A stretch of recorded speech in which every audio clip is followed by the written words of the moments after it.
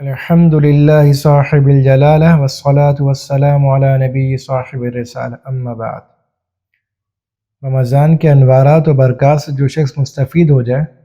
اس کا اثر اس کی ساری زندگی میں نظر آتا ہے، اور رمضان کے برکات اور انوارات کو تباہ و برباد کرنے والی دو بیماریاں ہیں۔ پہلی بد نظری تھی، اس کے متعلق تفصیلی گفتگو ہو چکی ہے۔ ابھی غیبت کے متعلق بات کرنی تھی کہ دوسری بیماری جو رمضان المبارک کے برکات و انوارات کو تباہ و برباد کر دیتی ہے وہ غیبت ہے۔ غیبت کرنے والوں کی تقریباً 90 سے 95% تعداد وہ ہے کہ جس کو یہی نہیں پتہ ہوتا کہ ہم غیبت کر رہے ہیں، اور اس نہ پتہ ہونے کی وجہ بہت ساری غلط فہمیاں جو کہ غیبت کے متعلق پائی جاتی ہیں۔ بہت سارے لوگوں کو یہ نہیں پتہ ہوتا کہ غیبت کہتے کس سے۔ اللہ کے نبی صلی اللہ علیہ وسلم نے ارشاد فرمایا، امام مسلم رحمۃ اللہ علیہ نے اس حدیث کو نقل کیا ہے، ذکر کا اخا کا بما یکرہ، اپنے بھائی کا وہ ذکر کرنا جو اسے ناپسند ہو، یعنی اپنے بھائی کا ایسا ذکر کرنا کہ جب وہ اس کو سنے تو اسے برا لگے، یہ غیبت ہے۔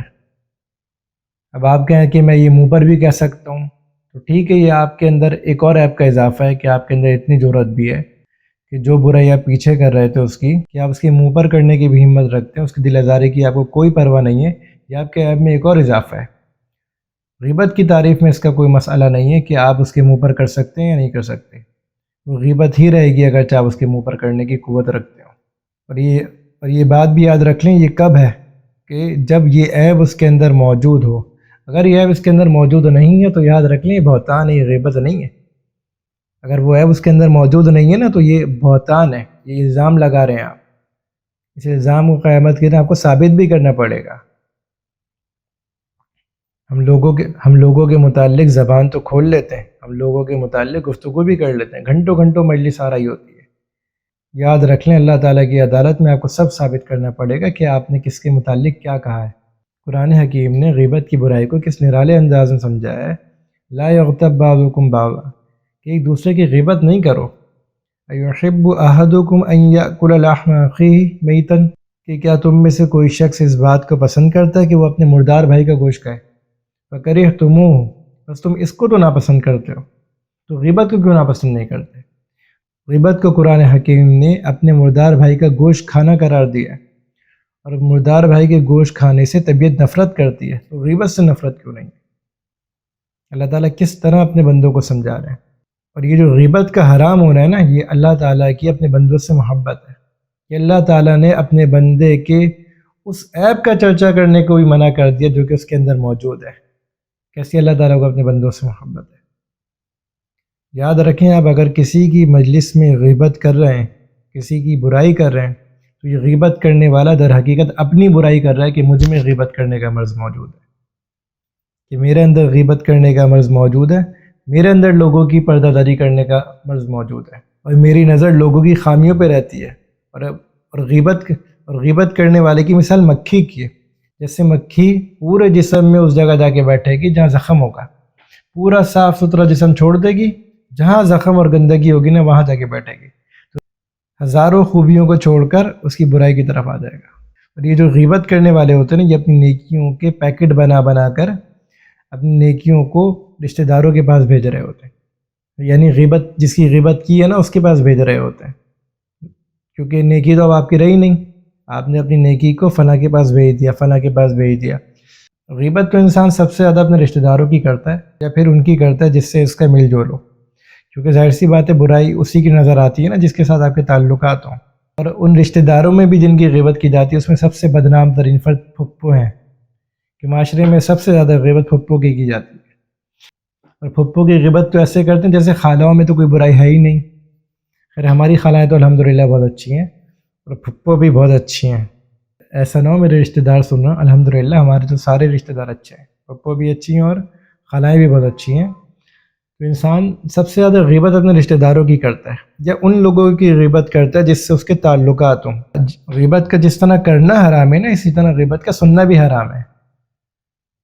بعض لوگ غیبت نہیں کرتے لیکن بیٹھ کے سن رہے ہوتے ہیں، تو بھائی غیبت کا سننا بھی حرام ہے۔ اب ان کو یہ تو کہہ سکتے ہیں نا کہ بھائی آپ غیبت نہ کریں، کوئی بھی ایسا مناسب انداز اختیار کریں جس سے وہ غیبت کرنے والا رک جائے۔ آپ اگر یہ کہنے کی ہمت رکھتے ہیں کہ بھائی گناہ کا کام نہ کرو، یہ کہہ دیں، اس کو کہہ دیں غیبت نہ کرو، اس کو یہ کہہ دیں کہ میرے کانوں کو گناہ گار نہ کرو، یا اس کو کوئی بھی ایسا جملہ کہہ دیں کہ بھائی آپ کو غلط فہمی ہوئی ہے، وہ شخص ایسا نہیں ہے، اس سے اچھا ہے، یوں کہہ دیں کہ بھائی وہ شخص ہم سے تو بہتر ہے نا، کم سے کم اتنا جملہ تو کہہ سکتے ہیں کہ بھائی وہ ہم سے بہتر ہے۔ آپ صلی اللہ علیہ وآلہ وسلم نے ارشاد فرمایا کہ جس شخص کے سامنے اس کے مسلمان بھائی کی غیبت کی جا رہی تھی، اور اگر وہ اس کی مدد کرنے پر قادر تھا اور اس نے مدد بھی کی، نصرہ اللہ فی الدنیا والآخرہ، تو اللہ تعالیٰ اس کی دنیا و آخرت مدد کریں گے۔ لیکن اگر اس نے مدد نہیں کی، ادرکہ اللہ فی الدنیا والآخرہ، تو اللہ تعالیٰ دنیا اور آخرت میں اس کی پکڑ کریں گے۔ محدثین نے اس جملے کی تشریح ادرکہ اللہ فی الدنیا والآخرہ کی یہ کی ہے، خذلہم وانتقمہ، کہ اللہ تعالیٰ اس آدمی کو رسوا کریں گے اور اس سے انتقام لیں گے، کہ دنیا میں بھی وہ ذلیل ہوگا، آخرت میں بھی ذلیل ہوگا۔ بھئی عیبوں سے کون خالی ہے؟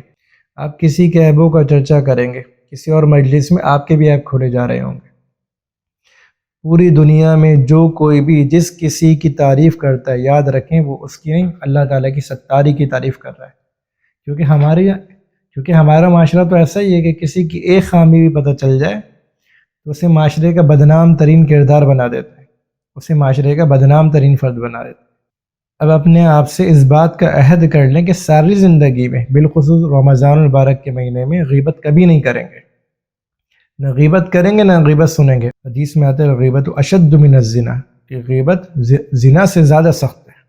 یاد رکھیں کہ غیبت زنا سے بعض اعتبار سے زیادہ سخت ہے، ورنہ اپنی ذات کے اندر زنا کا گناہ زیادہ بڑا ہے، زنا بہت بڑا گناہ ہے، غیبت بھی بڑا گناہ ہے لیکن زنا اس سے بھی زیادہ بڑا گناہ ہے۔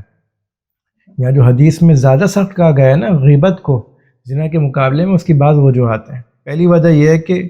زنا کرنے والا اپنے آپ کو مجرم سمجھتا ہے، غیبت کرنے والے کو تو پتہ ہی نہیں ہوتا،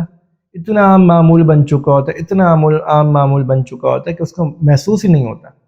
دوسرا یہ کہ زنا آدمی کتنی دفعہ کرے گا، ایک دفعہ ہو جائے گا زندگی میں، دوسری دفعہ یہ خطا ہو جائے گی، تیسری دفعہ یہ خطا ہو جائے گی۔ غیبت کرنے والا صبح شام اسی گناہ میں مصروف ہوتا ہے۔ ایک اور مسئلہ یہاں پر یہ ہے کہ زنا حق اللہ ہے، اور اللہ تعالیٰ کا حق تو انسان اللہ تعالیٰ کے سامنے رو کر معاف کروا سکتا ہے، اور غیبت حق العباد ہے، غیبت حقوق العباد میں سے، یہ آدمی کو بندے سے معاف کروانا پڑے گا۔ لیکن یاد رکھ لیں ہر غیبت بندے سے معاف کروانا ضرور نہیں ہے۔ وہ غیبت جس کی اسے اطلاع ہو گئی ہو کہ آپ نے اس کی غیبت کی تھی، اب آپ کے لیے اس سے معافی مانگنا واجب ہے۔ اب اس غیبت کی معافی کی صرف یہی صورت ہے کہ وہ آپ کو معاف کر دے، لیکن اگر اس کو غیبت کی اطلاع نہیں ہوئی تو پھر اس کو اطلاع کرنے کی ضرورت نہیں ہے۔ وجہ اس کی ہے کہ اگر آپ اس کو اطلاع کریں گے تو آپ کے تعلقات اور خراب ہو جائیں گے، اور سامنے والے کو آپ مزید تکلیف پہنچائیں گے کہ اس کو یہ بات سن کر کہ آپ نے اس کی غیبت کی، اس کے دل میں تکلیف ہوگی، اس کو اور ایذا آپ دیں گے، اس کو یہ بات بری لگے گی کہ میرے سامنے تو بہت اچھا دوست بنتا ہے، میرے سامنے تو بہت اچھا رشتہ دار بنتا ہے، اور پیچھے پیچھے میری برائیاں کرتا ہے،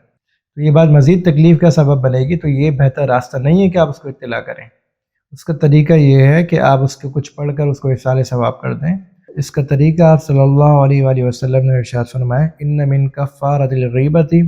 ان تستغفر لمن اغتبتہ تقول اللہم اغفر لنا ولہ،